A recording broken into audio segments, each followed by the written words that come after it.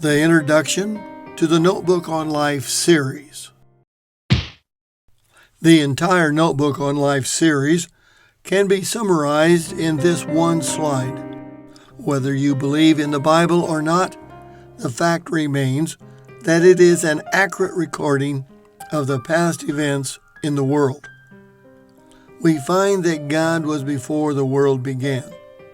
In Genesis 1, it says that the earth was formless and void, and darkness was over the surface of the deep. God said, "Let there be light," and there was light. In Genesis 1, verses 9 and 10, it says, "Then God said, 'Let the water beneath the sky be gathered into oceans, so that the dry land will emerge.' And so it was. Then God named the dry land earth and the water seas, and God was pleased." In Genesis 2:7, we find life is created by God. It says, "God created man from the dust of the earth and breathed into him the breath of life, and he became a living soul." You had no choice in choosing when you were born, and only God knows the time and the hour when you will die. We find in Psalms 90:10 that man is given 70 years, maybe 80, yet there's no guarantee as to the length of one's lifetime.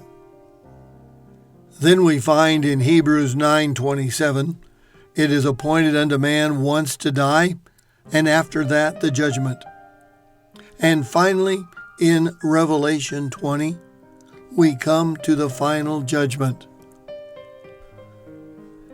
We read in Revelation 20, verses 12 to 15, "I saw the dead, great and small, standing before God, and the books were opened, including the book of life. And the dead were judged according to the things written in the books, each according to the deeds he had done. The oceans surrendered the bodies buried in them, and the earth and the underworld gave up the dead in them. Each was judged according to his deeds. And death and hell were thrown into the lake of fire. This is the second death, the lake of fire. And if anyone's name was not found recorded in the book of life, he was thrown into the lake of fire." The key verse here is verse 15. If anyone's name was not found recorded in the book of life, he was thrown into the lake of fire. Following the final judgment, the Bible tells us that the old world is consumed with fire and a new heaven and earth appears.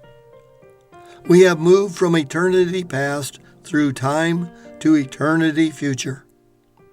The final question will be, was your name found in the book of life? The Notebook on Life is centered on whose name will be found in the book of life.